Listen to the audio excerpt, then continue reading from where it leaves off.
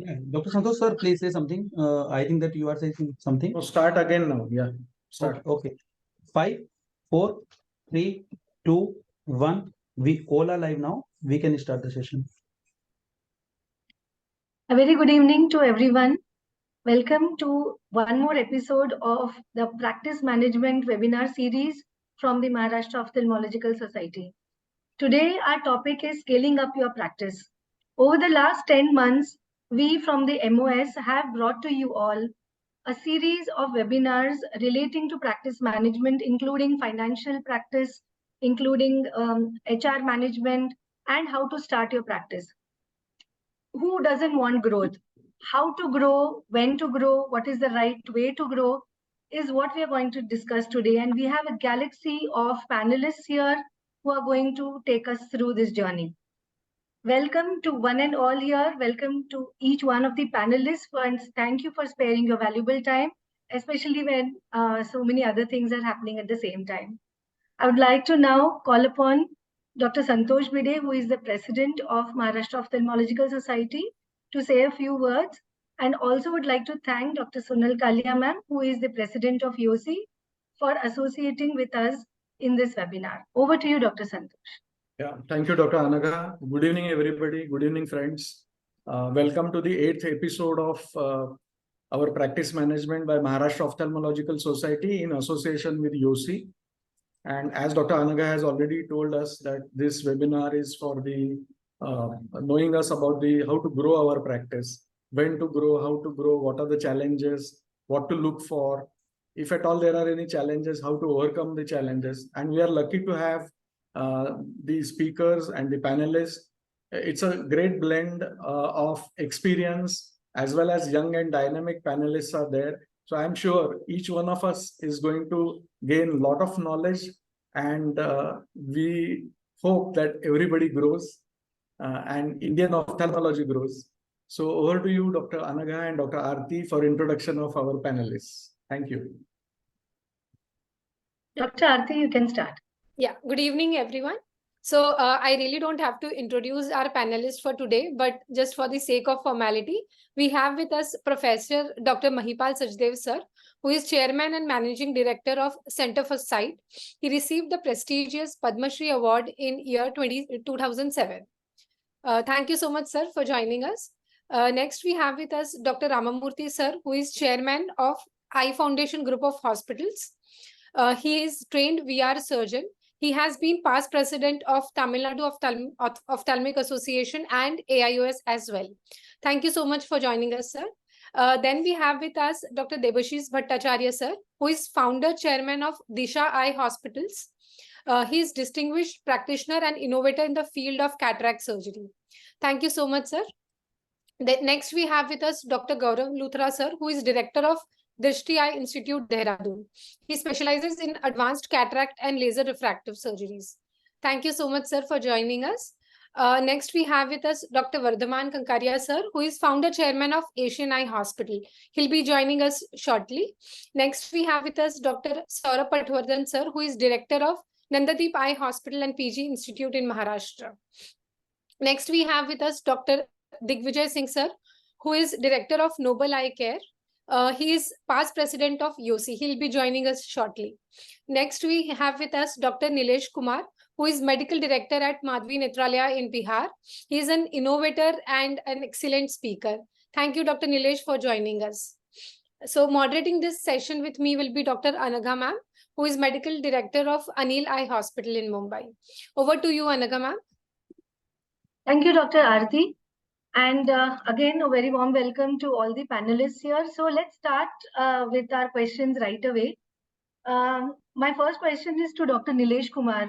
So considering that you have started your practice and you are into your practice for the next, say, few years down the line, at what point in time in your career or in your practice would you consider scaling up your practice? Thank you, ma'am. And first, I would like to thank MOS for providing me this opportunity, and Santosh sir for constantly associating and encouraging YOSI to be a part of the MOS webinar. So it is a great opportunity for us also. And I think, ma'am, first question to me is a little intimidating with so many panelists who have already scaled up and shown us the way how it has to be done. So right now I am in first year of my practice. I have joined my father's clinic, who has been practicing for 25, 26 years. And there what I saw him scaling up and what I think of scaling up are two different school of thoughts. And I'll just like to point both. My father believed in solo practice. So for him, it was his personal growth, and as much as he could grow and he could handle that way. So his growth meant that he was seeing a certain number of patients, but the quality of care that he provided, he kept scaling that up. So he bought a phaco machine, like he started with Nidec, then he moved to Compact, then he moved to White Signature Pro, and now we have acquired like Zeiss. So that is one way of scaling up, where you can scale up in the machine and the quality of care that you are giving. Even if he's a comprehensive ophthalmologist, he invested into OCT and perimetry and everything, and started doing all that to provide a wholesome experience to the patient at one center. But what I see and what I think the real growth that is in term of economics is when we start growing both horizontally and vertically, we are expanding the patient base. We get more doctors into our practice, and then we start to scale up. So that I think should happen once we have a certain number of patients, and those patients have belief in us. So the person who is having a solo practice, even if he's seeing 30 patients, he can handle 30 patients. Then those 30 patients have blind faith in him, so that when the doctor says that, okay, you on behalf of me, you go see this doctor in the adjoining OPD who is as competent in me, and you will get the same amount of care. That is the time you start scaling up. That is Yes. what I Thanks, feel. Dr. Nilesh. What I meant by my question was, as you grow, Dr. Ramurthy sir, would you like to just chip in? Yeah. What I meant was, in your journey of practice, at what point of time would you consider scaling up? Like he said, probably 30 patients, or when his father, or when he joined his father. So is there any specific time, or do you feel that the practice matures enough and then you need to take that step forward? I think scaling up has to, first of all, thank you, Anaga, for the invitation, and thanks, MOS, for this, including me in this wonderful webinar.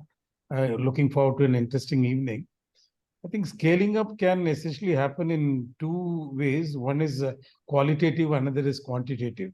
And the qualitative scaling up has to happen right through your career, whether it's in cataract surgery or refractive surgery or retinal treatment, or even the way you handle your OPD patients, the kind of facilities that you provide.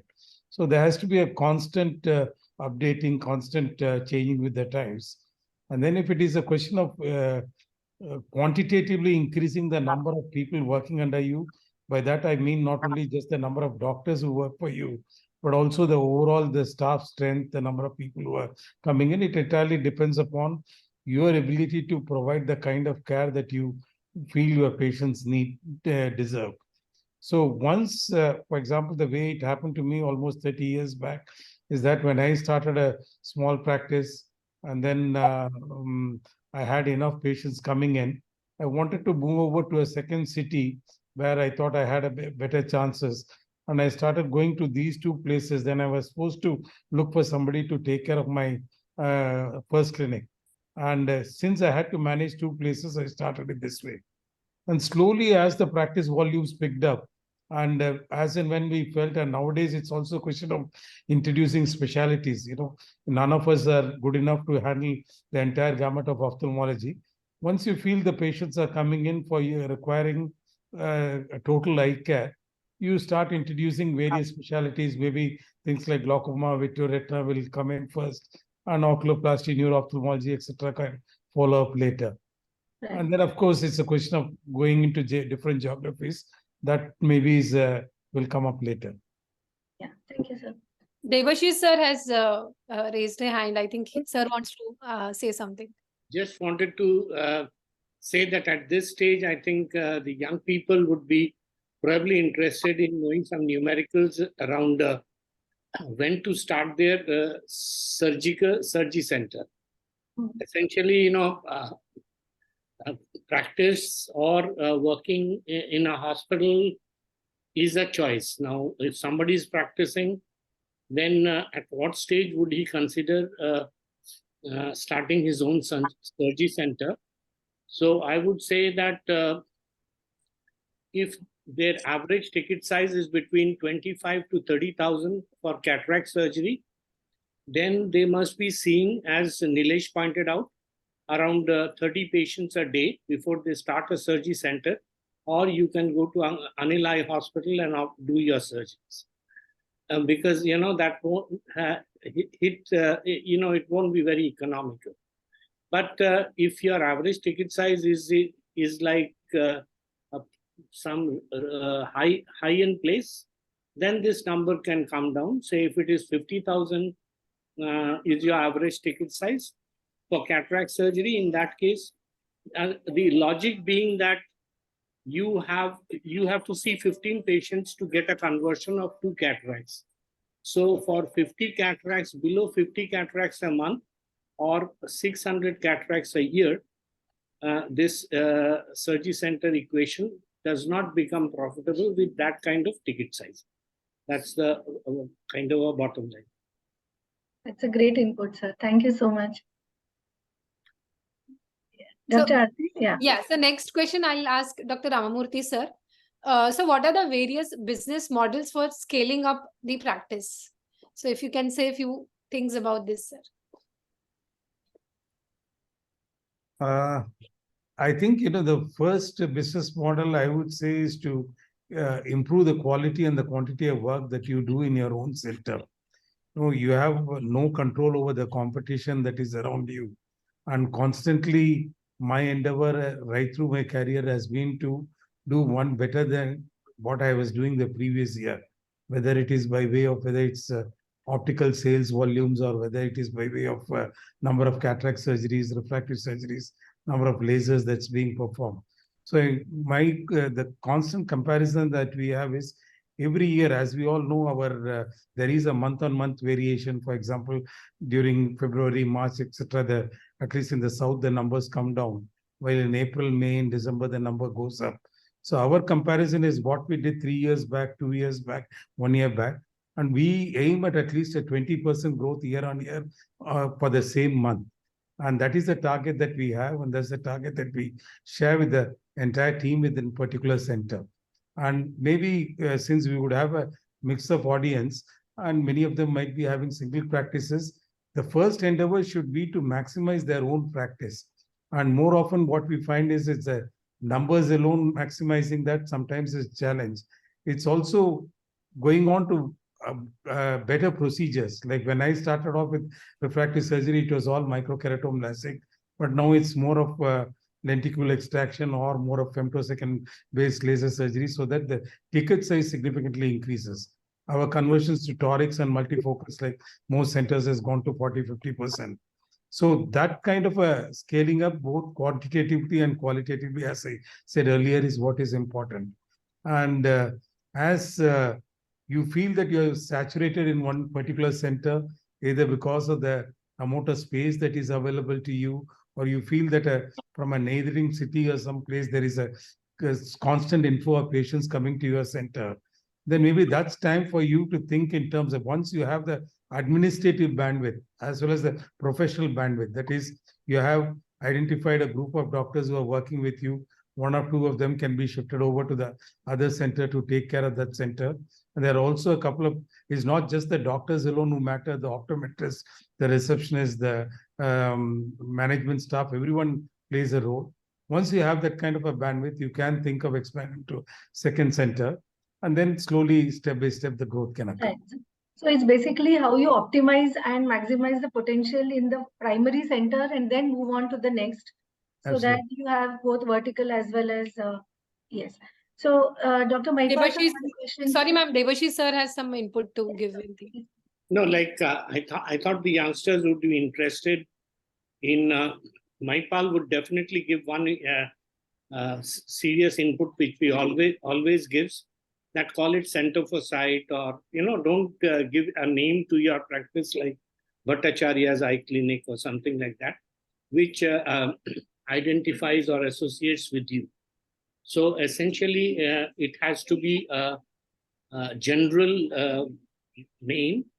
And in terms of composition, even if you are starting alone, you can involve your wife and your family or somebody and have a private limited company to start with, because that format is more, it has many advantages in many ways. And because, you pay less amount of taxes for that company, and, it separates from the very beginning a fund so that you can organically grow. Suppose you decide that I will plow the profits into growth in whichever direction it is, like qualitative growth, as Ram was saying, any kind of thing. So I think a private limited company has a broader vision going forwards. Thank you, sir. So let's move on to the next question, Dr. Mahipal, sir. So whenever we think of scaling up, definitely funds become a major issue. So how does one arrange these funds? So if you compare loans versus funding, what would you suggest and what would you advise people? So, thank you very much. In the first instance, I'll wish to just say that it depends on how hungry you are for growth. And that's going to be the deciding factor as to what it is. Getting yourself bootstrapped is something which is the best. That means that internal resources, family, friends, etc. That's how one should always start. Then loans is always internal accruals, obviously, and loans, they are the cheapest form of capital. If you go on to funding from elsewhere, that becomes because if you have a rapid growth rate, so that becomes because you have given your equity at a particular time horizon, and if your growth is still very significant. So basically, you have to see and assess as to what you want to achieve, where you want to go, and before you actually set out or you start a practice, you should have a 5-year or a 10-year plan as to what you want to achieve over the next 5 to 10 years. If your scope is limited in the sense that you say that, okay, today I am doing, say, 50 cataracts, and in 5 years I want to reach 200 cataracts or 150 cataracts, or I'm seeing 50 OPDs and I want to go to 100 OPDs, etc., then obviously it's a very slow calibrated kind of a growth that you're wanting. So it's best to be bootstrapped or internal accruals, or at best take loans for paying up for your machines. But if you want to say that in 5 years from say 100 cataracts, I want to be 1,000 cataracts, then under those circumstances, it may be better to go in for funding, because obviously there is a risk appetite. When you are taking a loan, there is an EMI, there is a fixed kind of a thing that is there that you have to back to the bank. They have either your assets mortgaged or your property. I joined the state. So basically, from that perspective, you are not having any kind of a situation where if you fail, what do you do? While in a funding, at best, they can sell more shares of this thing. So therefore, they are also taking a venture risk. So therefore, they would also want a higher return that is there. So those are in your lifespan where you are. I think the first phases of your growth need to be with your own funds, rather than right from the beginning, because we are in a service industry, and having a exponential growth is not possible. Having an exponential growth in a tech industry or whatever it is there. So therefore, right from the beginning, you could want to have a seed capital. So, but in an industry which is a service industry, like the other day only, there was a list of unicorns that have come in India. There is none in service industry, none whatsoever, whether it be the hotel industry, whether it be the medical industry, etc., etc. Unicorns are things which can exponentially scale up. That means every month you have a 15 to 20% growth on what you are doing. That will not happen in a service industry. So when you are in a service industry, do not go in for a seed capital. Right from the beginning, I think you should be working on your own capital. You should have measured strong growth basis that, and taking loan as it is. So I hope, and that is the cheapest form of capital. Private equity is the costliest form of capital. and debt or loan is the cheapest form of capital that is there. Obviously, your internal resources are the cheapest, but then comes debt. So I hope I have answered you. Yes, yes. One more thing I wanted to ask is a lot of doctors fear taking loans or fear having a lot of debt on them. Yes. Especially, and then they also feel that they should not spread themselves too thin by trying to grow fast. So what is the tip that you can share with people regarding this fear of taking? Is it bad to take a loan, especially if somebody is already comfortable in his zone? So we always talk about going out of your comfort zone. Suppose somebody has already reached 5, 6 years, 10 years of their practice, and now you reach a kind of plateau and you think that should I scale up? But you don't want to take, I mean, should at that point of time, what are the factors that you need to decide to take a big loan to scale up? And should they be scared or not? This is something that I want you to speak. So again, right, I said in the beginning, how hungry you are, what is the fire in your belly that is there or not. So it all depends your satiation level or how satisfied you get at what level. So if you want to go out Assuming there is a somebody wants to, so what care should he take? obviously there is no Doesn't get over, obviously doesn't. no risk to gain. So if you are hungry and you want to grow, then there is no alternative to that. The only thing that can be done, which is slightly more difficult to get, is to get a key man risk insurance. That is that God forbid if something happens to you, if you lose an arm or a leg or you possibly pop off, then under those circumstances there should be a key man risk. So that should be, because there have been instances where people have taken loans which have weighed heavily on them within ophthalmologist, and these guys died very young, and then their families went out to kind of try and sell their equipment which they were not able to sell. So that is obviously जो कहते हैं इंसान का गुर्दा कितना है या दम कितना है, that determines without funds you cannot grow in today's world, whether it is from whether it is from internal accrual debt or from private equity, because the technology is evolving so fast. It is not that you can sit with a torch and do a cataract surgery or go to a railway station and do an intra-cap and things like that. Your technology is moving so very fast that every other and these companies declare a machine obsolescence in say 7 years, 8 years, 10 years, no CMC, nothing, etc. So you have to keep on earning even to buy your machines and paying for the companies. So that is the key area that you need funds to grow. Otherwise, it's best not to get into venture. See, 90% of the people who are today coming out of medical colleges or who are doing their postgraduates are finding the barrier to entry very high. And they are preferring, and them being ladies, they are preferring to actually go in for a job as is in other specialties rather than try and set up something. So if you see historically, ophthalmology was a torch, a loop at that time, because I remember I bought a loop in 1982 and I was only one of the 2 residents who had a loop in RP Center, to an operating loop, Shin Nippon loop that I had got, which cost at that time 2,000 rupees. So things have changed dramatically from that particular point, and it is now a high entry barrier which is there, and this barrier is going to keep on increasing. And that is what you have to calibrate yourself. You have to understand what you are made of. Your DNA sequence is most important, that what you want to grow, whether you are hungry for any particular thing or not. I think that ground reality rules have to be laid. And taking loans is obviously, if you are hungry, then this is going to be a part and parcel. The only thing that I can add is bargain, negotiate to get the best rate, and maybe do a key man risk insurance, because God forbid if something happens to you, then your family is not out there on the roads trying to sell the equipment that you have purchased. Before we move on to the next question, Dr. Nilesh, you were saying something. Yeah, ma'am.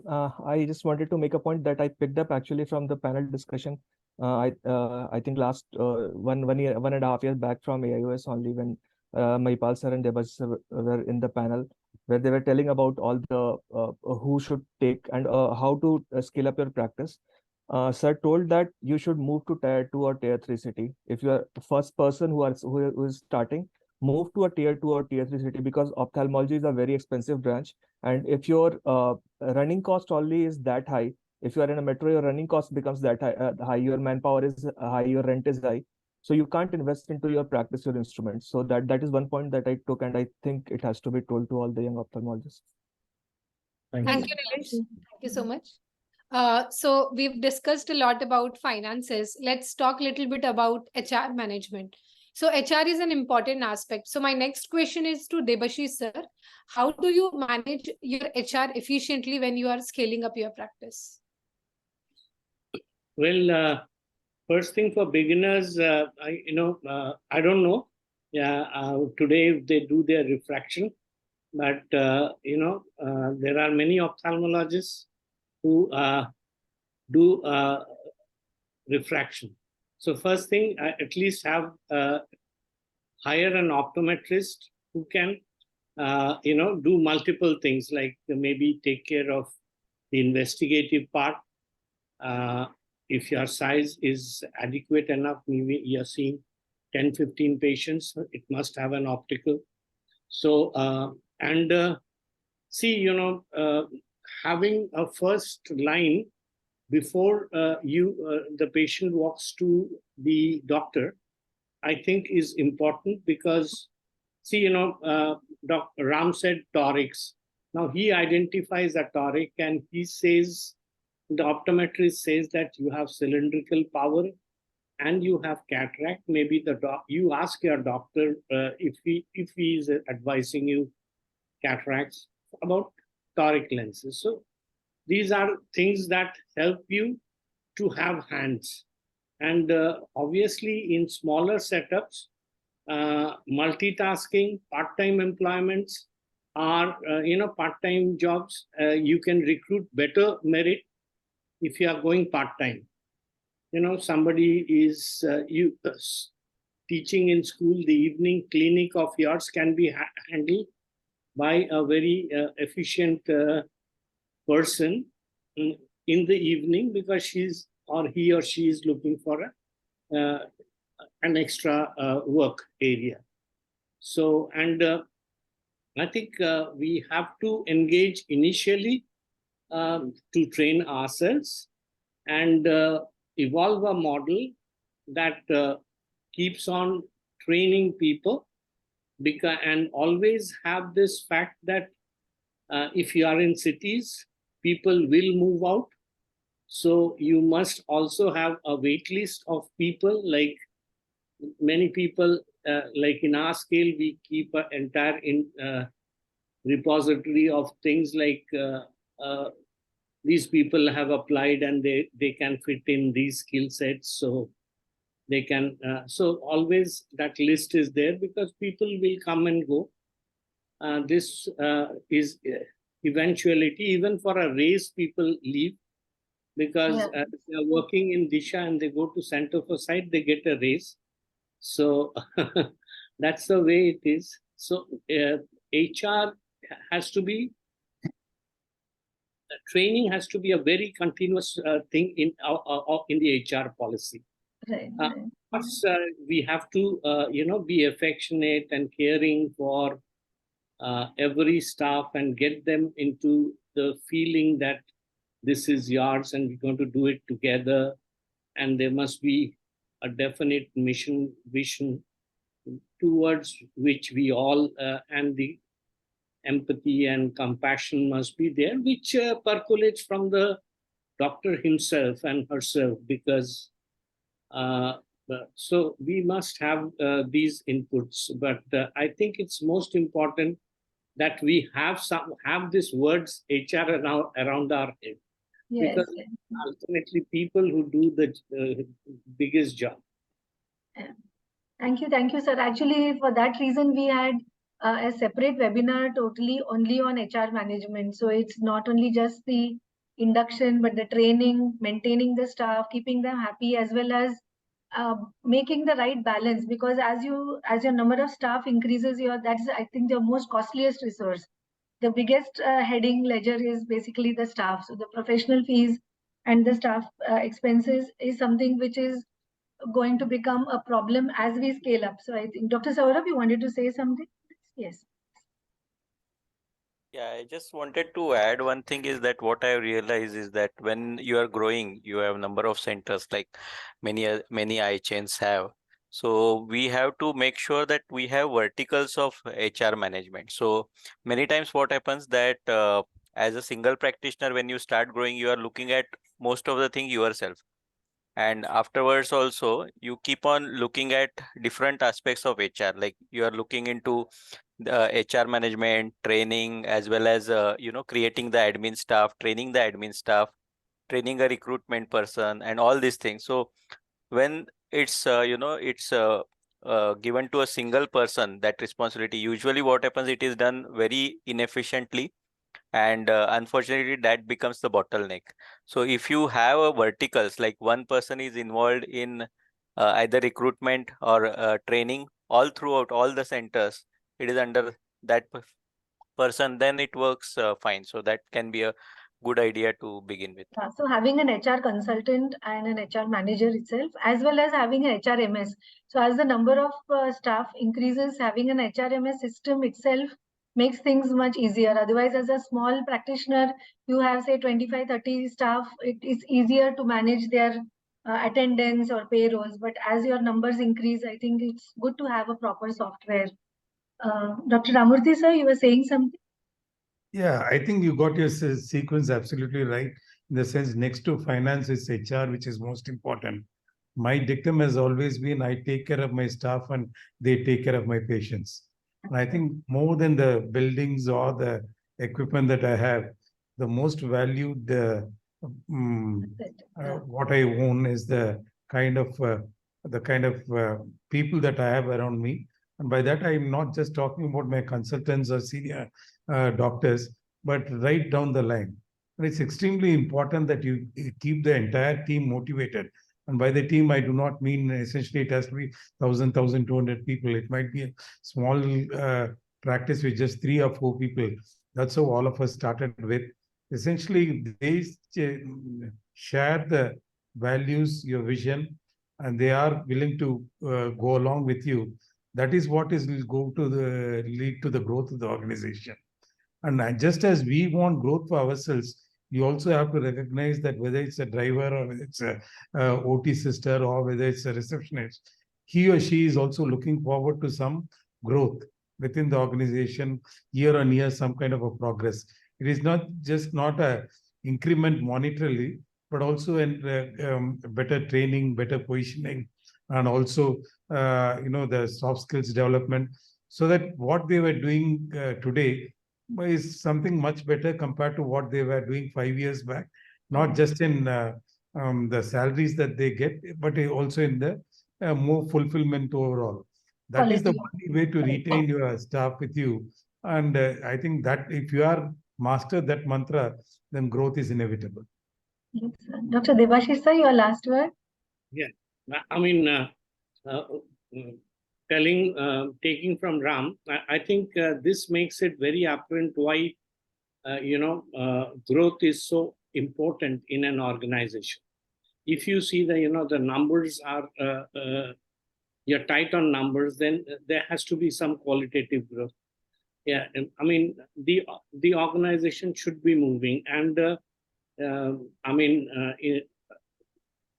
it is a very good idea. I mean, to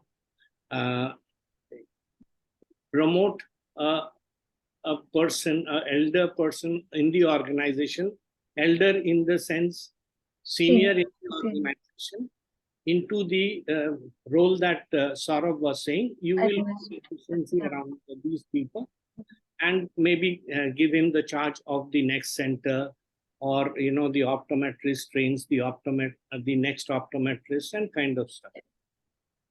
Thank you so much, sir. So we'll now move on to the next question. Dr. Gaurav, welcome. Next question is to you. Hi. Okay. Now that we have started growing and we have started scaling up, there are a lot of issues that come up. So there is something called as economies of scale. How do you think we can achieve it? What's the best way to do it? So I think, we already had a few things in that direction by all the senior people, and, they have kind of gone way beyond any of us who would have done that. But definitely, it's very important with, as it's been pointed out, that HR and the investment into equipments, and then even, infrastructure. So everything matters, and depending on which kind of a city you are, because, when you're scaling up, the economies of scale can be dependent on many things. In some cities like metro cities, your economy of scale may be because of infrastructure costs may be very high, rentals may be very high. In certain cities, your HR costs may be much higher than others. And then, if you're in an individual practice, economies of scale won't work, because, you can only utilize your equipments to that extent. So, it's very important early on in practice to start, developing into a group practice. Dr. Devashish said that, putting your center's name as not related to yourself is one of the most important first steps, because if you have to survive today in ophthalmology, it is probably either as a group practice, or you're probably going to be working in a organization where you're doing a job. So if you're into your own practice, you will not go very far if you're going to go alone. So I think, the economies of scale have to set in as a group practice, where, you will have more people working with you. So you have to probably start from day one, and, add on people to your practice, so that your microscopes, your OTs, your other equipments, only then can you kind of scale up once, that thing is there. I hope I'm on the right track. Anagha, did you want this or something else from me? What I meant was, Dr. Mahipal sir, would you like to comment on it? I don't know economies of scale. There are two things. One thing, when you're looking at economies of scale, you have to look at consumable cost and machine utilization, power utilization. So these are three things that I will broadly break up into the economies of scale. So manpower utilization, I would say first, because having super specialist in one particular center which has X number of patients may be having a difficulty. So either you can have part-time people who can be coming for you for doing as regards economies of scale, because you need a retina guy. If you need a, say, a retina guy 6 half days a week, or maybe 4 half days a week, you would need a plastic guy maybe once a week, or two half days a week, etc., or a squint guy. So that economies of scale you have to do as regards manpower. So if you have multiple centers, we use our super specialist or specialist, as you can say, to go to different centers, so that there is an economy of scale vis-a-vis the manpower. So that is the first thing, that manpower optimal utilization should be there. And if you have a person who can do maybe a cataract along with a squint surgery, or maybe also do nowadays a retina person says, I don't want to do cataracts, or a squint person says that I'll just do squint. So you need to have that first thing as economy of scale. The second thing is that if you have more people using the machine, that again is something that that you have to. I personally don't believe letting out my machine to other people. It's like, if you have a wife, you will keep your wife much more preciously, and she will last you much longer. But if you are using a machine or a lady who can be anybody's wife or anybody, then it's going to have a very poor life span.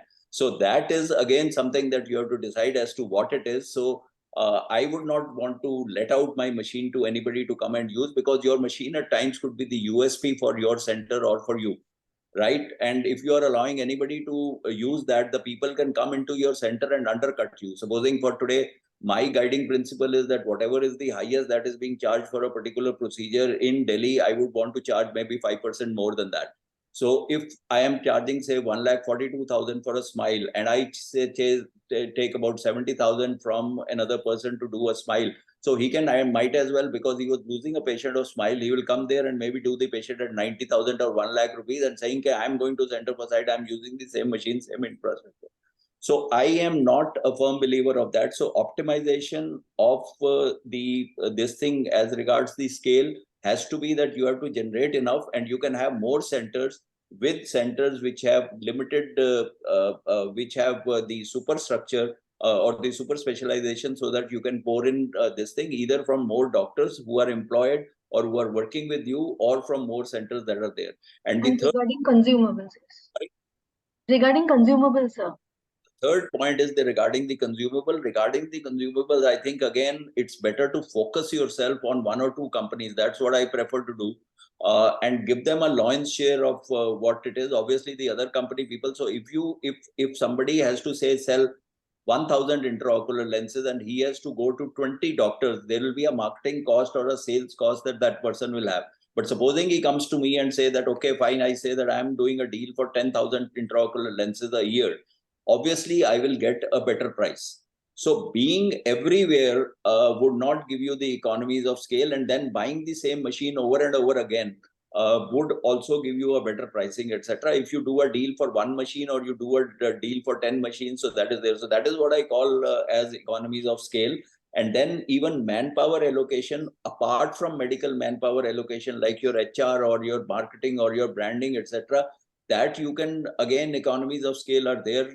The SOPs, like we have a central quality team. There are 3 people who are assessors of NABH also, who are there. So they can take care of all the centers. So that again adds to economies of scale. And that is where the corporate practice or multi-centers are working in, that you are getting economies of scale.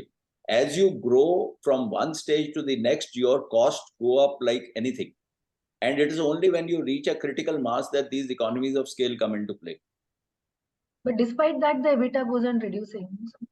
It goes on reducing for a while and then it goes on increasing. See, the point is, you are saying that the EBITDA gets reduced because if I am opening 10 greenfield centers, they are going to bleed. So if you remove my 10 greenfield centers, the EBITDA needs to be calculated on mature centers, semi-mature centers, and new centers. So if you look at separately. So if you look at the mature centers, your EBITDA keeps on growing up to a particular point where you reach, until of course you are getting more and more growth to overcome the inflationary trends. There is an inflationary trend that has to happen. Your rents are going to go up, your manpower cost is going, electricity, everything is going up. So your growth has to be more than that. So that is the thing. So EBITDA degrowing is because of the speed of new center opening. It has not got to do, like if you have opened 3, 4, I don't know how many, 2, 3, 4 new centers, your EBITDA is going to go down because you are going to bleed. But the sensible thing that you are doing is that you are becoming the master of your backyard. It is not that you should become a master. I don't have to go and put a jhanda in, say, Sri Lanka, or I have to do it in Tamil Nadu or someplace because I'm not known there. It is to concentrate and consolidate that you are the numero uno in that particular locality that you are. So your gestation period will be less and your EBITDA will not fall to that extent. But EBITDA falling in a new center is something acceptable that everybody accepts. Thank you so much, sir. Yeah, another thing about the instruments, Yes, sir. I think it's always better, like what Mahipal said, that you give, you can keep 2, but it's better, like there are companies who have consumables, at the same time they have equipment, and it's wise to bundle them together. Yeah, at least for the youngsters, because all of every product, the established products, and you talk to your peers and you can find out the right product mix. And it's better to give, keep 2 companies and bargain, and then settle for one, and give them a land share. So that's what they're looking for, and you become a long-term associate. They also treat you better, and you get better economies of scale through that. Thank you, sir. Yes, sir. So following the discussion, I'll ask the next question to Dr. Saurabh. Which expense heads are impacted due to scaling up, and how difficult is it to manage? And if you can suggest us, how can we do it effectively?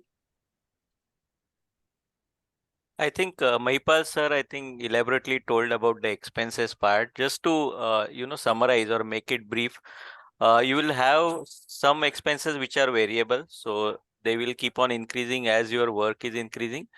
And in those variable expenses, I think these economies of scale are very important, because if you have huge IOL, consumption or other consumption, I think in variable expenses you can bring it down. Okay. So variable expenses is something which is going to go down if you are scaling up slowly. But you have to concentrate on the fixed expenses. So when you are growing up, I think initially what happens, the fixed expenses are a lot, because you have to pay fixed staff salary, you have to pay fixed rents, and also for EMIs or other things for bringing in more equipment. And that something is which bleeds you initially a lot. So what you have to do when you are scaling up is that focus on fixed expenses first. Try to reduce them to minimum when you are growing, so that you can have more or earlier, what do you call, return of your investment. And as the fixed expense also includes the higher staff salaries, like the administrative staff or the managers. So if you have more centers, I think that helps in reducing per center cost of these higher staffs, and which is what most of the chains are doing. So just to divide, just start thinking whether this is a variable expense or this is a fixed expense. Variable expense you can easily manage, once you have scales up. So it's because many times what happens, doctors, they try to bargain on maybe IOL and consumables a lot, but they don't think about the fixed cost to begin with. So I think that is what I would like to say about the expenses part. I think the most effective way to manage is to have deep pockets so that you can reduce. Yes, sir, Dr. Debashish, sir. Yes. See, one thing is one of the about a 7-10% goes on rent.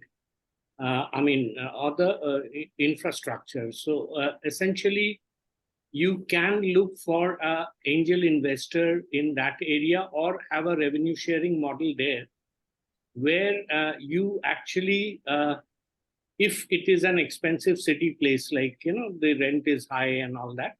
So people, many developers and good people also, they feel a proper utilization of the property and seek a continuous income. So that could be where you can reduce that infrastructure cost.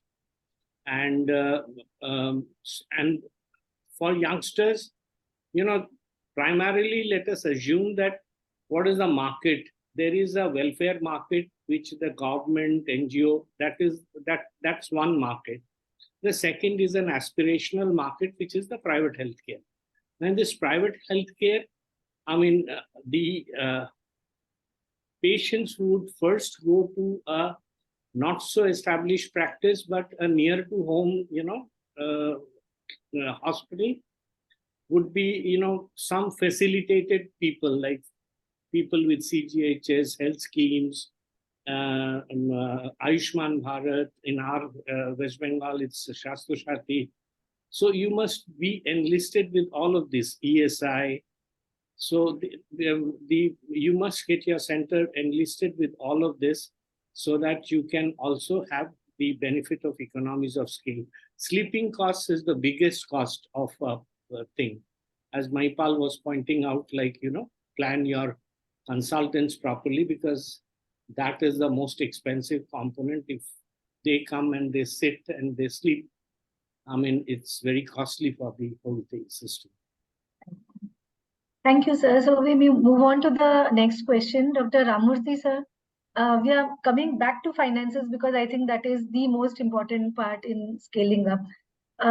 We know about bottom line and top line. Should we compromise bottom line for top line, and which do you think is more important? Obviously, bottom line, because that's what I take home.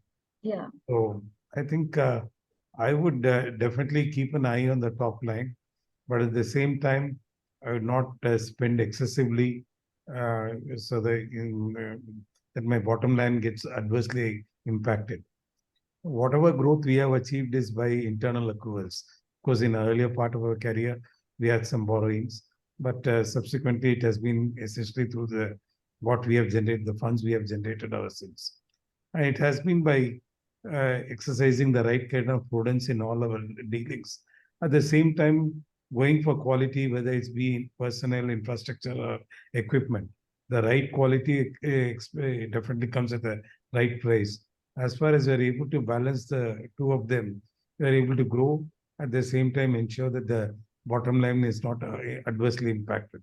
Sometimes there are short-term suggestions about splurging on certain advertisements, spending or going for an equipment which is still not tried and tested, even though you have something which can already serve the purpose, which can adversely impact your what you finally is left behind in your hands.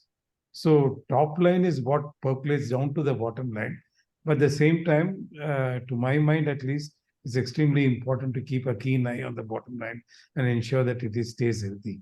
If at the cost of going back a little bit, if I can just add a quick word about economies of scale, because we got a a grand overview from stalwarts who have already got it all done and have made it in their lives. But I'm sure we have some youngsters, some young ophthalmologists also listening in. And whenever you have a large volume of intraocular lenses or any consumable that's needed, or a group of, you have a strength to buy a number of equipments, your bargaining power definitely goes up. Obviously, when you have multiple centers, you are ordering, we're able to order 1,000 lenses, 2,000 lenses per month. The cost at which I would get the lens would be much better than what the cost at which a youngster ordering 20 or 30 lenses might. But obviously, this would take time to reach that level. Before going there, right now I'm looking at a group where they're talking about CMC's comprehensive maintenance contract for their LASIK machines, which has gone up quite substantially, exponentially. Obviously, if these people can get together and a group of them can order lenses, intraocular lenses together, or buy equipments together, or negotiate for the service contract together.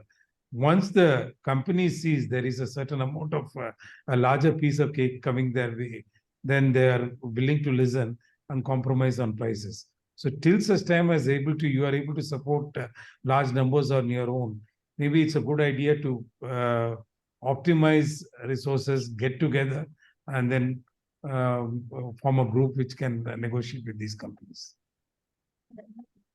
Dr. Vardhaman, how frequently do you go through the financials when you are with your CA or yourself? Right. So basically, I think as a rule, we go through the financials. We have a meeting every 2 weeks' time. Currently, of course, we have only 2 centers. One is in Pune, one is in Ahmednagar. So from the other center point of view, we usually have Zoom meetings with them every 2 weeks' time. And for our Pune center at Asian Eye Hospital, we have a meeting with our team every 2 weeks regarding the finances. And we have a meeting with the CA every month, typically. So that is how we try to look at what's happening with the finances. Yeah. Dr. Arthi, yeah. So moving on to next question. Next question is to Dr. Mahipal, sir. What do you think, which is better, to scale up organically or to scale up by mergers? Your views on that? I have lots of views on that. That will take another.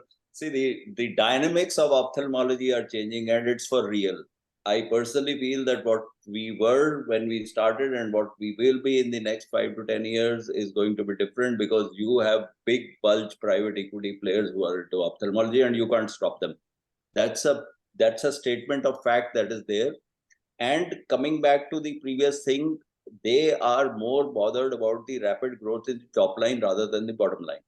So, as a context, you have to see where you are, at what stage you are. Getting a rapid growth of say 30, 40, 50% year on year may be more important, because till you get a top line, you won't get a bottom line.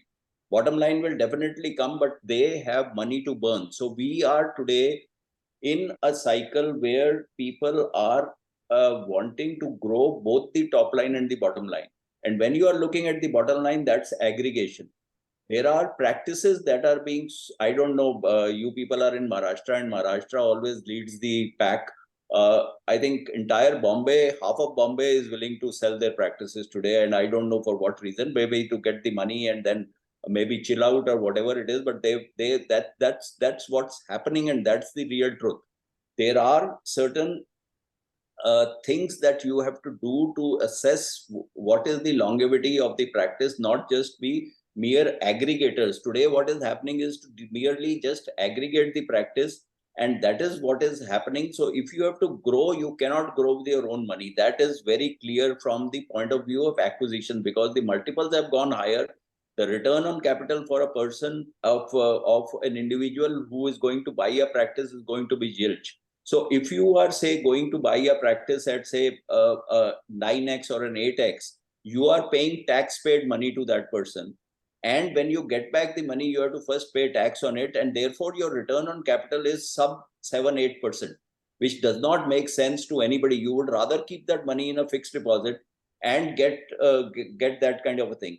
But if your valuation is the game and you have to get out buying practices and get out, and that's what's happening with these big bulge private equity players.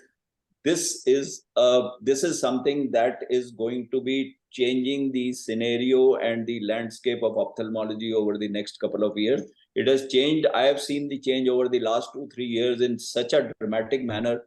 You can't write off a TPG or a General Atlantic or a Kedara or a Quadria or anybody or a Mahindra. So basically, these are guys who are in the game to make a quick buck.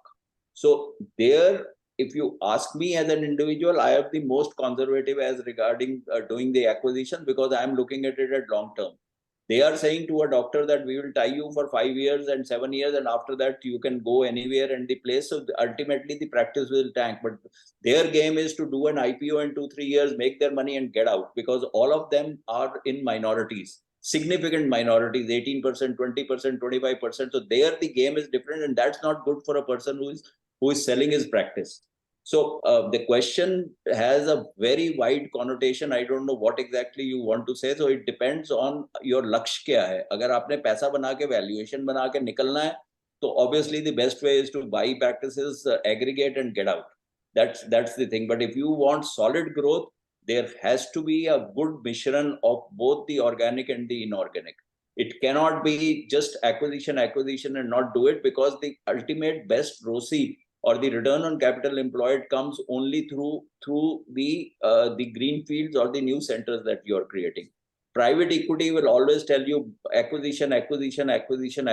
So that's where the money has come in, unfortunately or fortunately or whatever it is. That is the way the entire stream is going, which is there. So I would personally want to do both greenfields and brownfields. If I do one brownfield, I'll want to do maybe 2 greenfields. Devashish, sir. Yeah, Mahipal's wisdom must be respected. He is on both, he's seen both sides. So, suddenly there is a lot of risk capital which has come. And one must understand that, the risk capital which has come, is it justifiable in ophthalmology with the growth rate that is there? Now, just buying off maybe somebody who says, I've struggled hard enough, let me take a break or something like this. 10x is the maximum that they offer you on EBITDA. Now, 10x is what you're going to make that in 10 years' time, right? Hey, somebody is paying you upfront. So what sense does it make? That's what the kind of deals I'm hearing. So, this kind of, if somebody has a retirement mode or something like that, that's fine enough. When there's no legacy or, he doesn't have a plan or he hasn't planned himself. Maybe there are people in the practices of the same age group. He doesn't know whom to actually give it. So these kind of internal rearrangements are something else where you have to, but organic thing, one must realize it's a good idea to see that what the market is growing. The lens companies or the pharma companies, they give you a good idea month to month of what the picture is. Now, if you are growing higher than that, and if you have seen potential where Mahipal said that you have a better brand width, so there the borrowing criteria would be, say, whatever we can comfortably pay in 5 years, because that center has to, have a healthy bottom line within 5 years. You can't even bleed after 5 years. Mahipal will close a center if he's not seeing a bottom line in 5 years' time, because he cannot keep on bleeding perennial. So, and for a practice also, for a startup, also if you are not doing, you're not seeing healthy bottom lines, say, please, I think in practices we get mixed up between the professional as a doctor and the bottom line, because that is aggregated into one. Please take your consultant fee separately and then see the bottom line. So then if you see that there is no bottom line, then I mean, I think it's better that you should relocate yourself or, do something else. Dr. Devashish, you got your maths wrong slightly. The point is that if you sell your practice, you are paying only 23% of capital gains tax, right? While if you are earning yourself, you will be at the 40% bracket. So 10x actually translates to 14, 15x. 25%, no? 25%. The company, you end up paying only that. No, even in a company, you are 25% plus surcharge. No?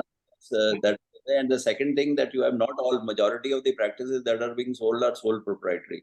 So that's a plus point as regards the economics. And the second thing is that the power of money that you have, the money that you get lump sum upfront, you are investing that in something, or you are doing something which is going to grow.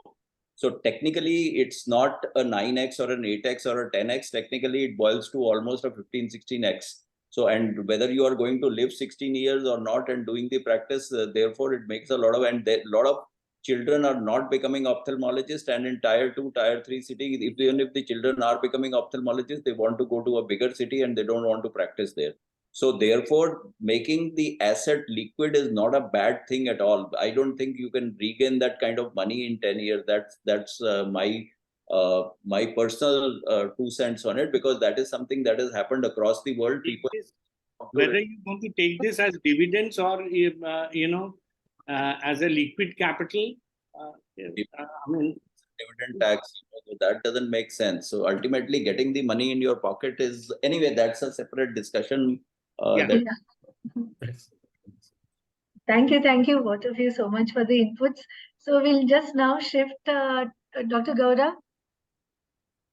Yes. Yeah. So whenever we have a practice, like a lot of patients come on your name, right? So when you start having different consultants as you scale up, how do you think you can effectively reduce your team and risk and allow the scaling up to happen more efficiently? So I think, you can, once you start and you become busy enough that you are occupied almost all of the time, you should immediately start thinking of having people join your practice. And initially, as Dr. Mahipal said, you can have visiting consultants for, say, oculoplasty, where the volume may not be that high, or maybe cornea or, say, retina. But once you are in a practice where you need more people to work with you, you have to start having colleagues and associates and, have other consultants join your practice if you want to grow. And then you have to kind of leave your personality out of it, because if you keep thinking that, my patient is going to that guy, and after that I must see this patient myself, and, make sure that the patient knows that I am the kind of, a person who leads this practice, you are not going to grow as fast. So you have to decide that, you need to delegate work to you, and you have to trust them, and you have to promote them, and not feel selfish that, it's you who's going to drive the whole thing. In fact, like in my clinic, first of all, my clinic's name is not related to me at all. My name does not show up anywhere in the clinic as, being written all over the place, or my pictures all over the place, or highlighted everywhere. And in fact, all the consultants' names are kind of shown up there on equal footing. And then you have to promote them as well. You have to tell that patients that, okay, this is not my domain. I think my glaucoma consultant will do a much better job than me on this, or my retina consultant will be able to guide you. And then many times these patients will want to come back to you after they've seen them. And you have to kind of support them, even if you've noticed that there was something that, if you try to tell them, oh yeah, he's done a good job, but I think I would do better. And, you kind of try to go upfront and try to, so you have to showcase that your team is very strong and you trust your team. And even if you've noticed that they may not have done exactly as what you might think might be the best, you have to still kind of back them up and say that this is what you need to continue. Next time, those patients will go back to the consultant, because they'll know that, even if I come back to him, he's going to tell me that this is what it is. So they have the trust in that consultant. Also, I feel that, I do tell all my consultants that, please see how many patients come asking for you, because what happens is you have a few consultants who are drawing patients on their own name. So they will have appointments every day, say 10, 15, 20. And there will be other consultants who don't have any appointments. You are pushing patients to them. Those are the ones who are not going to really perform that well, because, they are not able to, even 6 months, 1 year into your practice, they are not able to attract patients on their own. Patients are coming to them, but they are not able to bring in more patients. Whereas others will be bringing in more patients and they don't depend upon you to push patients. So, I mean, all these things will make a lot of difference. So you have to delegate and trust your team. Lovely inputs. I think when you grow, you have to take everybody along. And that's And you have to the promote them as well, not only in the Right. clinic to your patients, but even maybe in academics. You have to push them that, why don't you present? Why don't you publish? Why, and, involve them in your clinical academic activities as well. That also makes a lot of difference. Thank you. Thank you for your So Yes. we have with us Dr. Digvijay. So let's hear view of young ophthalmologist. Devashish sir I- was saying something. Yeah. No, I think just to add, I think the best way to promote, upscale or promote a doctor is to, have a second place. It is very difficult, initially to promote the doctor there. In that case, the clinic free time can be used. Like if Anga is busy in the operation theater, there can be somebody in the OPD and whose charges can be less. That could be another point. And, going for the scheme patients or passing on scheme patients and that kind of thing. Less important patients, maybe, a very elderly or somebody, you have to sort out those patients. The reception has to do a very smart work there.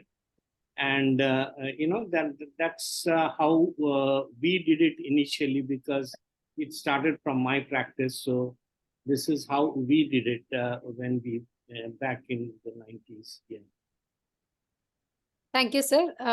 My next question is to Dr. Digvijay. So how do we maintain the quality of services when we try to scale up? Yeah, actually, that's a very good question, and I think it is also one of the reasons why a lot of us as ophthalmologists continue to be solo players, because we believe that we can do the best that we can for our patients. But actually, if you do follow protocols and how things are done, and you set that up and you follow that system in one center, then that center can be replicated, in a similar way to other centers. So as far as the quality of the clinical outcomes is concerned, obviously it's the selection of protocol which you can then simply replicate helps in that process, and following the accreditation as well. I think his voice is cracking. Some signal issue looks like. He's traveling probably, ma'am. Yeah. So Yeah. if any of the panelists wants to give some input on that, how to maintain the quality of services?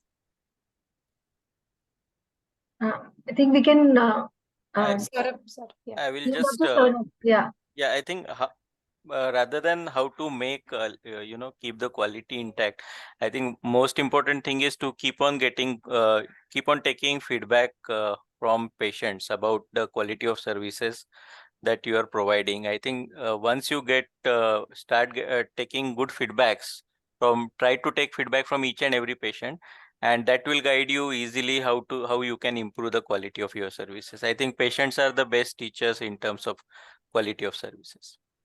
Yeah, just in continuation to that question, Dr. Vardhaman, I think basically when you set up systems and processes, then they are basically lay down the foundation for good quality. So how do you set up systems and processes for scaling up? So basically, I think as we have discussed, like whenever you are scaling up, like there is always this example of Starbucks. They say that Starbucks was actually started like few decades back, but when they actually created a model, which they found that it could be replicable and it was very effective, that is when they really scaled up very fast. So basically, like for example, when a patient comes to your clinic, whether it is a refractive surgery patient or a cataract surgery patient, if there are set protocols which are followed, the way the patient has been evaluated, probably also the guidelines in which the patient has been chosen to undergo certain kind of refractive surgery or certain kind of cataract procedure. And if you're training, so it is matter of training and retraining of your staff at the level of your reception, your optometrist, and also your doctors, that everybody speaks the same language. And probably it is a good idea that from your own primary center, people that who are probably one of your best people can be put up in other centers when the centers are starting, because they know the DNA of your model, and they are the ones who will make sure that it runs exactly in the same way. So the SOPs could be created in the theoretical manner. Like for example, for refractive surgery, what we do is when the patient comes, the patient has been, there is a way, there is only one person who tells what exactly is going to be happening. There is a file which will be given to the patient, which has all the steps of evaluations. It has the file which has all the technologies. The patients are given a video to see before the patient is seeing a consultant, so that they are already aware about different technologies. And at the end, when the patient is informed, when he sees the consultant and the consultant has been trained in your system, he also knows how to talk to the patient in the same language. So basically, if we have these SOPs in place, the quality control can be actually, in a way, replicable, and it can do well. Yeah. A lot of effort goes into this, and I think that forms the crux of our systems. And that should be a dynamic process, because you need to keep improvising that along with time. Absolutely. Let's go on to the next question. Yeah, so next question I'll ask to Ramamurthy sir. So what should be the ideal speed during the scaling up? I mean, how does one decide how fast or how slow to move in the scaling up process? So you're So muted. you're muted, sir. It's something like asking how fast I should drive my car. I think it entirely depends upon the risk appetite of that particular person. I think that has already been discussed. Let's understand one thing. It's not even necessary that we need to be constantly scaling up. It may not be in the DNA of every person to do that. As far as you are comfortable doing it, and I believe that we need not necessarily look at the people who are far ahead and who are talking in terms of 50, 60 centers, 70 centers, etc. But you have to be, while it's important to come out of your comfort zone to grow, but at the same time, you need not go too far from that. So essentially, what at least the way I have grown is that I will always ensure that whatever I'm doing is within manageable limits. Even if something goes wrong, if I feel that I would be able to cut my losses and come out of it. So whether you are investing on an equipment, infrastructure, or a new place, essentially it has to be within manageable limits. So obviously, somebody who has 20 centers already can scale up much faster. A young person who has just his first center, which has matured, he is going to take it up step by step. I'm really not, this talk about equity, raising funds from outside, etc. is okay. But that's once you have reached a certain level of understanding and maturity. But at least in the initial stages, I believe that you have to be doing it in a way that's comfortable to you, which makes where your family and friends are with you, we are supportive to you. So there's no specific answer. Dr. Devashish sir, yes. Yeah, like if you have, going by that 30 patients, if you feel that you have 30 patients coming from a locality, which is further off, because this near to home centers are becoming, quite, people can't travel now. At least their people who bring them, their time is valuable. So this could be a good year mark. And if you have 30 patients coming from a particular locality, it's very good that you start up. It's very safe to start a. So 30 patients a day or 30 patients a month? 30 patients a day from a particular area. But again, I told you about the ticket size. If it is your ticket size, it could well be 15 patients. Right. So often you start a clinic, may not be a surgery center, but you can start a clinic. Yeah, OPD center. Right. So I think everybody has their own way of growing and scaling up. You need to do what suits best to you. Dr. Mahipal sir, wanted to ask you, since you are so well versed with financial parameters, how do you set your EBITDA targets for yourself on your way to scaling up? And what is your advice to others? So basically, I think it depends. It has to be down up. So you have to have your team actually suggesting as to what is going to be the revenue that they will be getting over the months. They need to take the cyclical trends as to whether you are in the monsoons or you are in a Diwali month or you are say now Shrad aa jayenge, those kind of things. So it's a down up thing that we kind of work on, that it comes from the centers. See, technically I will be talking more about multi-center, but it comes from each center. And then it goes on to the cluster, and then it goes on to the level of the director of operations and director of the business development, who will be able to come to a particular level that this is what it is, and then it comes to the board. So therein you have to set as to what is going to be your budget, what is going to be your top line, what is going to be your COGS, what is going to be your marketing spend, and at the end, what is going to be your EBITDA. So that is how we set on that. And then you have to track it on a, I would say you have to track it not on a monthly basis, but as Kankaria said, Vardhaman, that he does it 2 weekly. I think we break it down to every day. We don't break down the EBITDA to every day, but there is a daily sales reports that most of us in the groups that we do, that what is the expected sale, what is the pro rata, and how are you comparing to the previous year. Most of the people who might be listening don't do that, but that is very important for you to actually see that whether you are getting a growth or not. And then ultimately cost containments has to be there. And then if you are overspending on something, whether it even be on marketing, advertising, budgets, or even cost of consumables, there are people like, there is an EY guy whose brother is an ophthalmologist, mother is an ophthalmologist in Bombay, Kaiwan. He takes 10% of the money that he saves. So when you are looking at the EBITDA, if you are saving 1 rupee, it is equivalent to say 4 rupees of revenue that you are doing. So per square foot electricity cost has to be looked at, per manpower.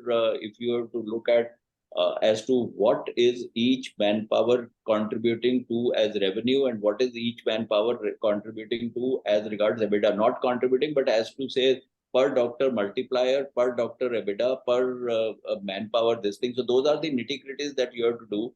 You have to standardize them across the group, and then you have to work on the EBITDA, that this is the EBITDA that you need to have. Then you need to have comparisons. There is no harm in fishing out the balance sheet of somebody else from the company corporate website, etc., and seeing as to what they are, what are their cost of goods, what are their consumables, what are their doctor costs. And then you need to kind of see that, for example, if my doctor cost is say today, my HR cost is say 42%, 43, I know it is on the higher side as compared to some other groups who have 32, 33%.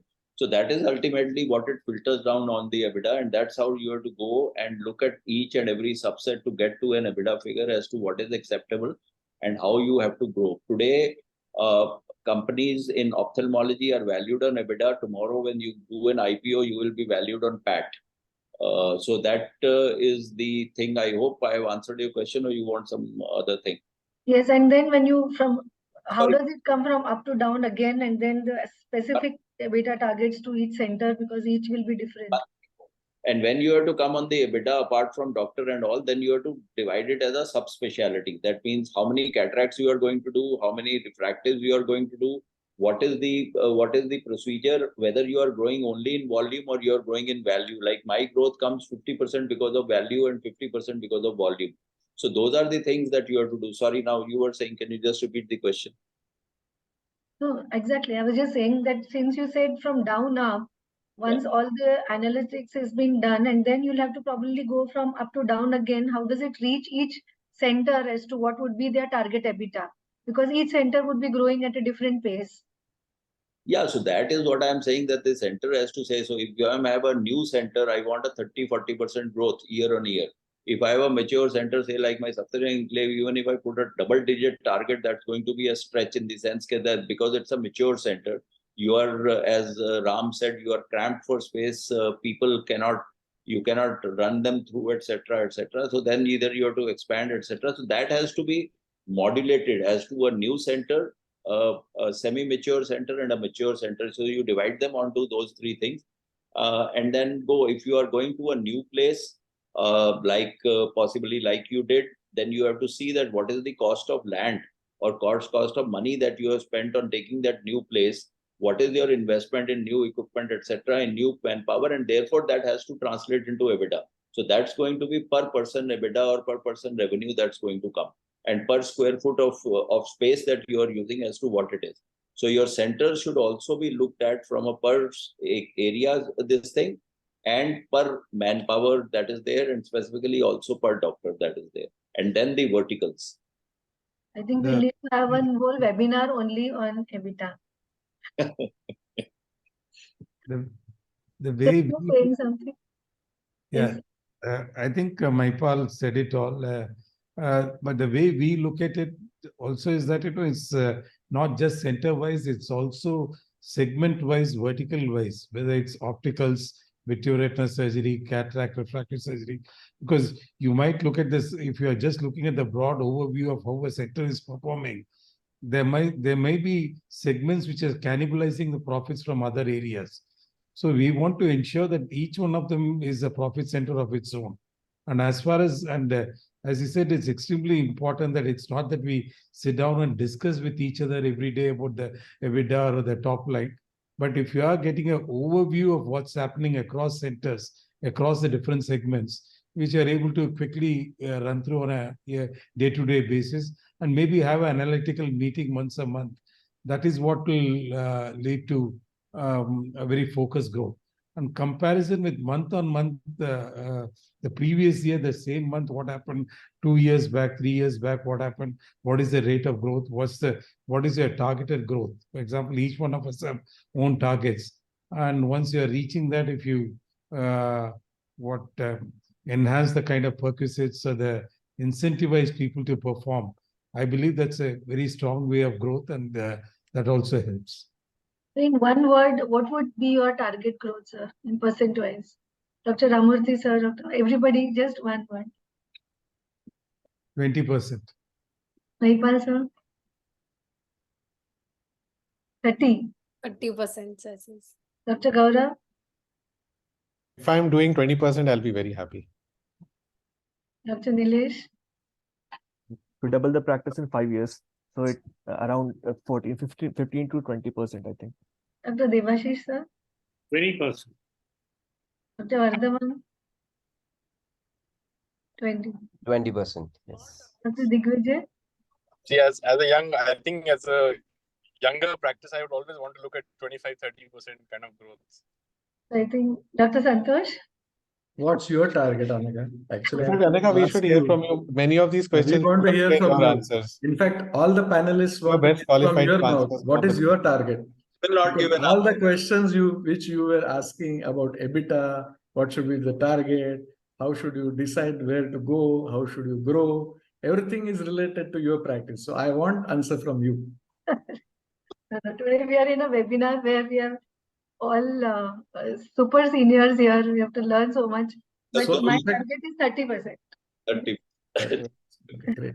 It entirely depends upon the maturity of that particular center also. Right. I think each place has different culture of practice. Culture of practice, even in Maharashtra, all across, culture of practice in Mumbai is different. In Pune, it is different. I'm sure in rural areas, it is different. In Kolhapur, in Chennai, it is different. In Coimbatore, it is different. In Delhi, it is different. So I think that you cannot have a single rule. But it was a great learning. The younger you are, the higher you need to jump. No, apart from that, what is also more important is whether you are opening new centers or not. Having the same center growth, something, even if you get a double digit 15, the CAGR of ophthalmology is about 14%. That's at a gross national level that they are looking at. So if you are looking at a same center growth, I think even if you are doing a 14% or a 12 to 14% growth, that's phenomenal, because that's how the industry is growing. But if you are adding new centers like you are, or like Dr. Ramamurthy is, I think Devashish is adding a multi-specialty, then we'll ask him the growth, because one multi-specialty may give him all ophthalmology. So then your numbers should be in the more than 25-30%. That's what it is. But same center growth, mid-teens is a very good number. That's what I feel. Very good point. Still have 3 more questions. Dr. Aarti, let's rush through. Yeah, so my next question is to Dr. Gaurav. I thought maybe Anaga ma'am, I'll ask you this question. Let's see Dr. Gaurav what he has to say. So what is more effective way to increase the revenue? Is it the ticket size or the volumes? So I think both are very important. And in fact, as some people have previously said, you can have your junior consultants, maybe charging a slightly smaller fee. So the ticket size will not be important, the volumes. In fact, I feel that, right mix today in the change scenario, you have a lot of empanelment patients also walking in. And because, you want to keep all your, you need to the numbers of your OPD as well to generate procedures and to keep your equipments in use. So you can have other consultants associated with you so that, that the machines are running all the time. And then the ticket size is very important, because then for your premium procedures and to enhance your practice and to really, kick the, the top line above, you will need a ticket size to grow as well. So the premium services can drive the, ticket, this thing size. And whereas the, all your empanelments and those fixed price like CGHS, ECHS, and many of the empanelments, they can keep your machines running. And so the numbers and volumes also are very equal. I would say both are very, very important. If somebody has a different view, I would love to hear that. I think, I think Gaurav said it all, but I feel ticket size is what drives growth. For example, when you ask me what's my target, when I said 20%, is definitely my practice volumes is definitely not growing by 20%. It is my revenue. Yeah, which is growing by 20%. It's essentially because of conversion to greater procedures. When I was a younger practitioner, I was very, very wary of increasing charges. And but everyone does it. Everyone around you does it. And essentially what we need to know is that there is a certain inflation element. So if you are doing a procedure at 40,000 today, 2 years later, if you're charging 45,000 for the same procedure, you're not doing something wrong. You need to do that essentially to survive. I don't think any one of us, correct me if I'm wrong, is having a volume growth of 20% year on year. When we talk about it's only the revenue, and that essentially happens by enhancing the kind of procedures that you are doing, by offering better procedures, at the same time increasing the cost of the procedures adjusted to inflation. So if I may ask, sir, how much is the percentage of growth in volumes? Well, again, it depends upon the average.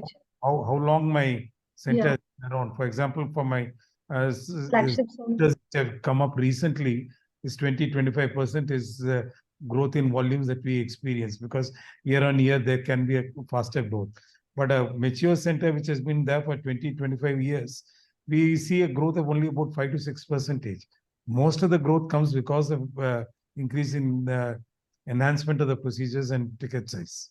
So there has always been one question, that we do not increase the charges of our surgeries that much every year, but our increments that we give to our staff usually increases at a much higher rate. So I think that tips the balance usually, that becomes more and more difficult year on year to manage that. Anyway, that's it. See, that is why you need growth, as I... Yes, absolutely. Because absolutely. That is why an organization needs constant growth, and you need to upscale. And essentially, I mean, when you are started, you've rolled out, say, I mean, in our language, I mean, Ram or Mahipal's. Suppose we have rolled out 4 or 5 centers in Disha's model. So they mature in 3-4 years. So then you see more growth.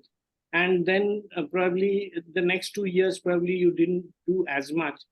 Then the growth comes down. So yes, essentially, it is mature centers don't grow more than 5. Mature, what is your definition of mature? I mean, after 7-8 years, I think it should mature. I didn't understand the definition of mature. Is it just operational break-even or capital break-even? What exactly? No. Mature is a center like in the curve of an organization. I think it is like it would. It goes like this. I mean, it's reaching towards plateau, I think, probably. In technology models, they have a they say it's a dog's life company. So 10, 12 years, 20 years, that's the maximum the company's size age is. So whatever they have to do is do in that. They can bring in another innovation, try something else and do something else. That's another thing. In our profession, it is perennial. It can continue till the last day of your life. But after 10, 15 years, I don't think all growth will be just incremental as we are talking about, 3, 4, 5%. And that stage, I think one should attain by 10 years, 7 to 10 years. The next question is to you itself. So now we have all talked about growth and economics and all finances of it. What are the hurdles that we usually face commonly during scaling up? Other than who's taking up this question? For you, sir. This is for you.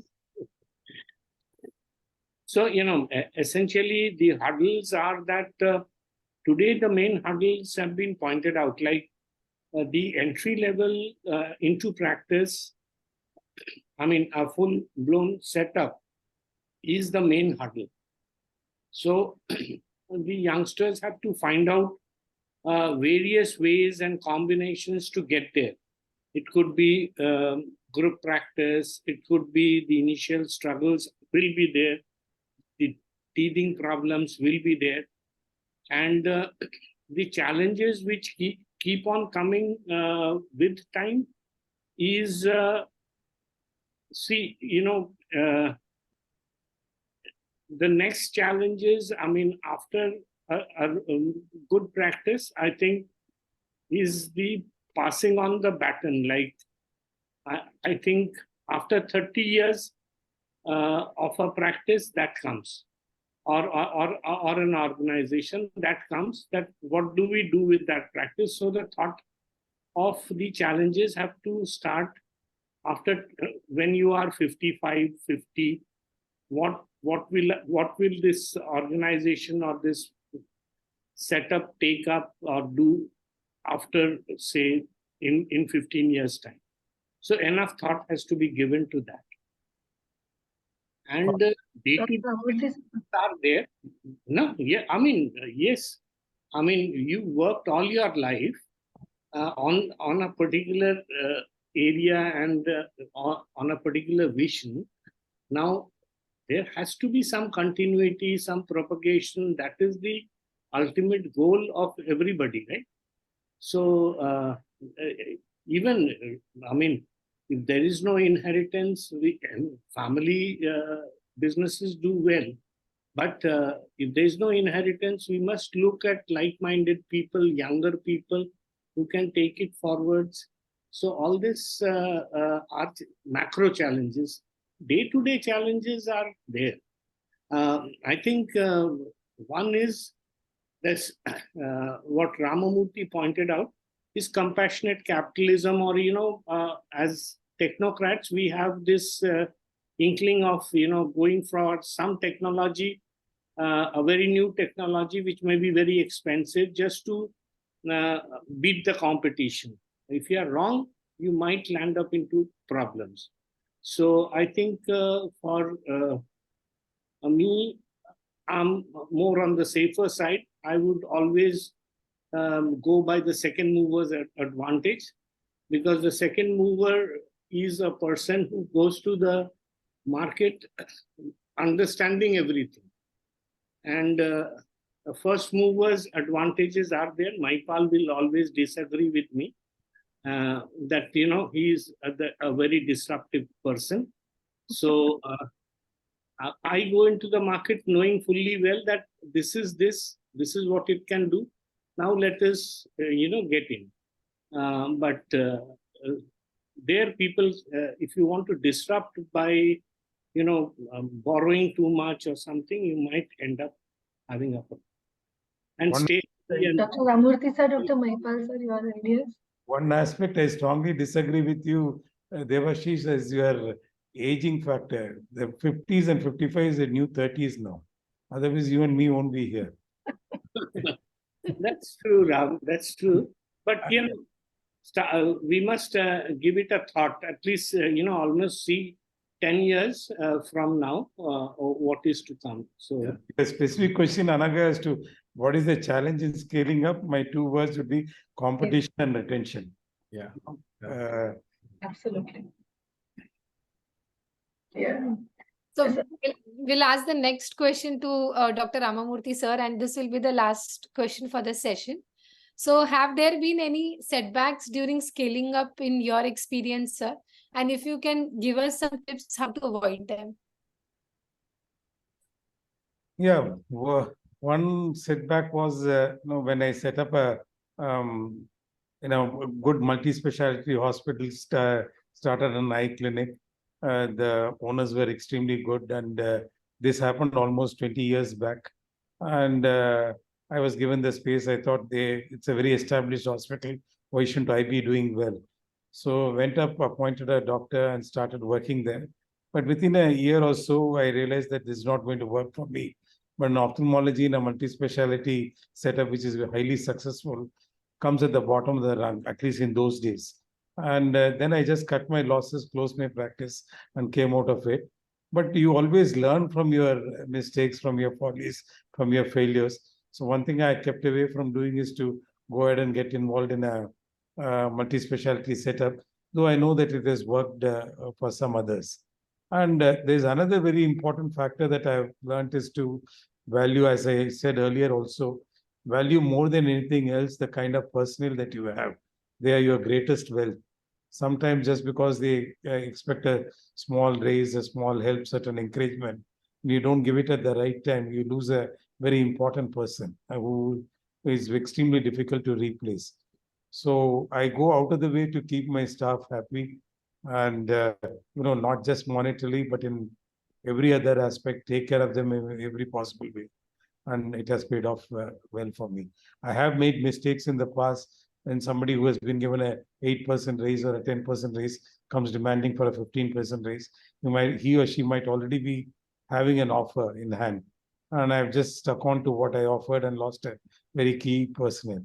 So it's not that I'm indiscriminate about what I do, but then I do believe that keeping a flock intact is the most important strength that needs to be cultivated. Great input, sir. Dr. Mahipal sir, would you like to also add in this? I don't know if he's there. Not there. Anybody would like to add anything? And any comments? concluding comments, yes. Yeah. So it was a great webinar, and everybody was talking about empanelment. So our next webinar with YOSI will be tips for empanelment for youngsters. How to get empanelment. So Aarti, you will have to start working on that. Sure, sir. Sure. This. Second thing is that Dr. Mahipal Sajdev, as always, he's the opening batsman like Virendra Sehwag. He has a risk-taking appetite, as Dr. Devashish sir has said. He has already explained about taking risk, and we see that he is so successful in taking risk. But at the same time, Dr. Ramamurthy has also explained how to be very cautious. Like Rahul Dravid, your approach has to be consistent and a compassionate approach by Dr. Devashish Bhattacharya. And we also have young and dynamic Dr. Gaurav Luthra, Dr. Digvijay Singh, Dr. Vardhaman, and Dr. Saurabh, who has shared their tips. And I'm sure everybody must have learned lots, especially Anagha, you must have got your all queries cleared from the experts and from the masters. So you have all the answers to your questions. And thank you once again for joining and taking out time from your such a busy schedule, all of you. Thank you once again. And for Thanksgiving, over to you, Dr. Anand. So I'd like to take this. Yes, Before Anaga gives Thanksgiving, we'll have to have one webinar where Anaga is the only panelist and talks to us for 1 hour. And everyone else will ask questions to her. Yeah. Because I'm sure everybody can learn much more from what Anaga can teach us than all of us put together. So yeah. First of all, thank you so much to each one of our esteemed panelists for being here, taking out your precious time one day before Ganesh Chaturthi and at this time of the night.